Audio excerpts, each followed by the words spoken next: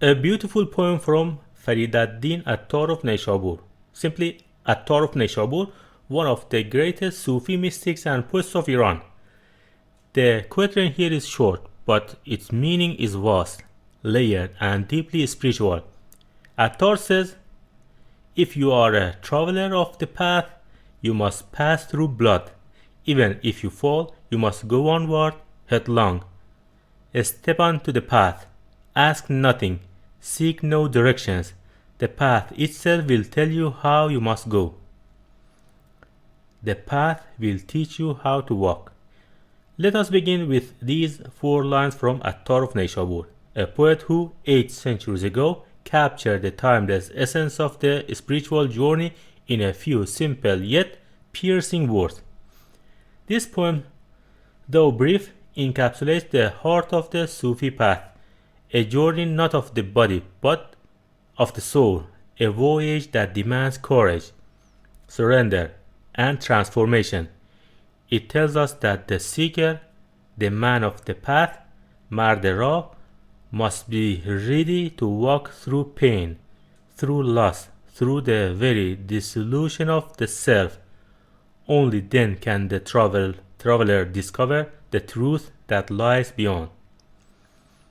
First, the meaning of the path. When Attar speaks of the path, he refers not to a physical road, but to the spiritual way, the journey toward truth, unity, and the divine. In Sufi tradition, this path is called the tariqah. It is the road of love, knowledge, and annihilation of the ego, fana. It begins when the seeker hears the call, that subtle inner pull towards something greater than the material world, a longing that cannot be silenced by wealth, comfort, or fame. But the moment one steps onto this path, one realizes that it is not easy. It is not a path of comfort or certainty. It is, in Attar's words, a path through blood. Blood here symbolizes sacrifice, the death of the false self, the shedding of illusions, the price of awakening. Second, you must pass through blood, the trial of the seeker. Attar says, if you are a man of the path, you must go through blood. This line is shocking, powerful, and deeply symbolic. To walk through blood means to endure suffering, but not meaningless suffering. It is the purifying fire that burns away everything false in us. Every great spiritual tradition speaks of this. Before one can find peace, one must face chaos within. Before enlightenment, there is always darkness. Before freedom, bondage must be known.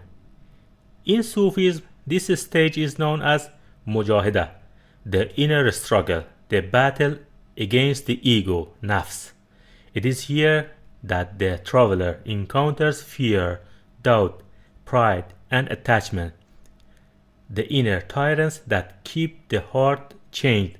The seeker believes not from wounds of the flesh, but from the wounds of letting go of certainty, of identity, of the world's approval. Attar himself knew this path intimately. He was not merely a poet, but a spiritual physician, a man who had tasted both worldly success and divine yearning.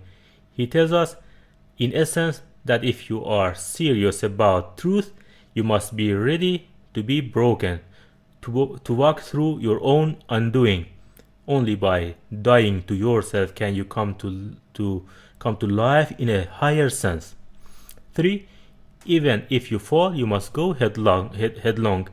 Perseverance in the journey.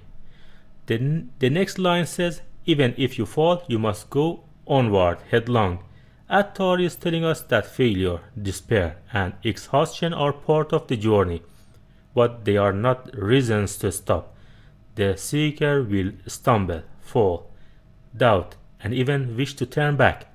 Yet those who truly belong to the path continue, not with pride, but with surrender. They move forward headlong, meaning with the whole being, with no part held back. To go headlong also means to abandon hesitation, to fall into the mystery completely. It is the opposite of calculation. The mind always wants guarantees. Will this path bring me peace? Will I find what I seek? But the path requires a leap, a plunge into the unknown. You cannot tiptoe into awakening. You must dive. Attar's own masterpiece, The Conference of the Birds, منطق الطير, is a parable of this very journey. Thousands of birds set out to find their king, the Seymour, along the way. Most of them fall from fear, from desire, from attachment. Only 30 remain, and when they reach the end, they realize the Seymour is none other than themselves, their purified collective essence reflected in divine truth. The fall, then, was part of the ascent. The loss was the gateway to finding. 4. Step onto the path. Ask nothing. Now comes the heart of the poem. Step onto the path and ask nothing. This is the Sufi teaching of trust and surrender. The intellect cannot lead you here. You cannot plan your way to God. You cannot map your way to the infinite. The path reveals itself only to those who walk it. We live in an age of information, where we want to know before we experience. We read reviews before visiting a place, search tutorials before starting anything, but the spiritual path is not like that. No book, no teacher, no system can tell you exactly what it will be for you, because the path is alive and it speaks differently to each traveler. Attar's advice is simple but radical. Don't ask how, just begin. When you take the first step, the route itself begins to teach you. Every difficulty becomes a lesson. Every loss becomes a sign. The path itself is the teacher. It shapes you, challenges you, transforms you. This surrender to the unknown is terrifying to the ego but liberating to the soul. It is like jumping into a river. At first, you resist the current, but once you trust it, you realize it carries you exactly where you need to go. 5. The path itself will tell you how you must go. Attar concludes with, the path itself will tell you how you must go. Here, the poet gives us the secret of all true learning. Experience is the only teacher. You cannot learn swimming by reading about water. You cannot learn love by studying psychology. You must enter, you must experience. In Persian mysticism, the path is often personified. The path is alive, conscious, almost divine. It is not a road to God, it is God's unfolding through you. Every challenge on the path is a mirror, showing you what remains to be purified. Every joy is a whisper of the beloved saying, keep going. So, Attar tells us, do not demand certainty. Do not wait for the map. Step forward and the map will draw itself beneath your feet. 6. Attar's own life, the poet who walked the path. Farid Attar lived in the 12th century in Neishaboor, in present-day Iran. His name Attar means the perfumer or the druggist, because he worked as an apothecary before he became a poet and mystic. His transformation began, as many spiritual transformations do, with a moment of awakening. The story goes that one day, while he was in his shop, a wandering dervish entered and asked for alms. Attar dismissed him impatiently. The dervish said, "You claim to heal others, but have you healed yourself?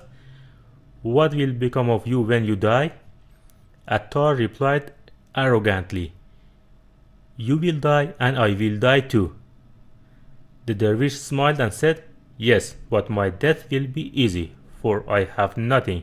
Can you die with your wealth, your pride, your attachment?" Then the dervish lay down on the ground and died on the spot. That moment shattered Attar's world. He closed his shop and began his lifelong journey of inner discovery. That is the essence of his teaching. Truth cannot be bought or reasoned. It must be lived. He left behind hundreds of poems and books, including the Conference of the Birds, the Book of Secrets, Asrarnama, and the Book of Suffering, Musibatnama, all exploring the same theme, that the seeker must walk through blood, through loss, through love, until nothing remains but the truth itself. 7. The paradox of the path, losing to find. Every true path contains a paradox. To find, you must lose. To live, you must die. To see, you must become blind to illusion. When Attar says, "walk through blood," he does not glorify suffering. He speaks of purification. Just as gold must melt to be refined, the heart must break to open. When the old self dissolves, a new vision emerges, and one not based on fear or separation, but on unity. In modern language, we might call this the hero's journey, but in Sufi's term, it is the lover's journey. The lover seeks the beloved not outside but within. Each hardship, each trial, each loss is a step toward union. 8. The path in our daily lives. You don't have to be a mystic or a monk to walk this path. Attar's wisdom applies to all of us. Every meaningful journey, whether it's building a family, starting a business, creating art, or seeking truth, demands the same courage. The courage to begin without knowing, to continue despite falling, and to trust the process when nothing makes sense. In our time, we are told to have a plan, to control outcomes, to measure progress.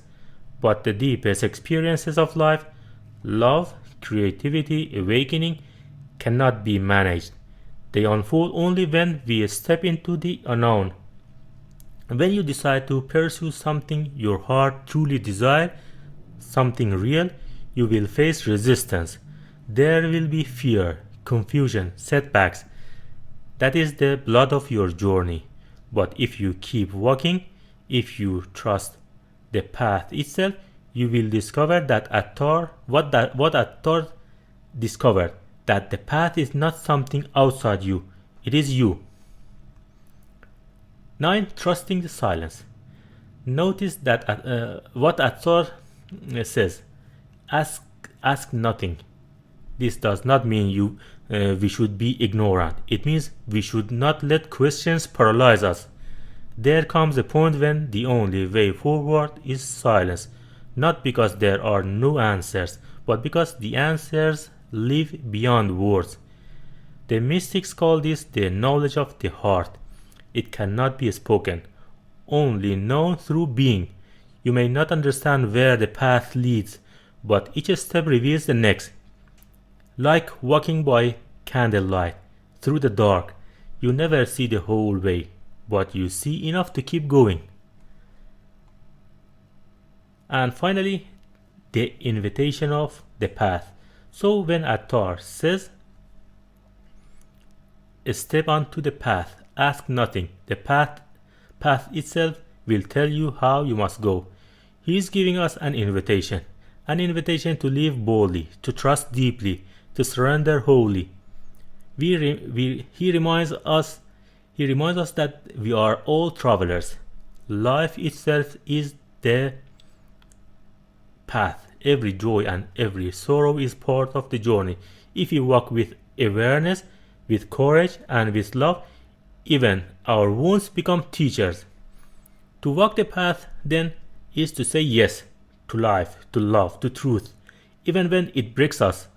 For beyond the breaking lies the opening, and beyond the blood lies the beloved. And as closing reflection, Attar's words are not meant to comfort us. They are meant to awaken us. They tell us that spirituality is not about escape but about transformation. The path is not safe, but it is sacred. It asks for everything, but it gives everything in return. So, when you find yourself afraid to begin, remember Attar's counsel. Just take the first step. Don't wait for clarity. Don't wait for certainty. Begin. Because once you are on the path, truly on the path itself will speak. It will whisper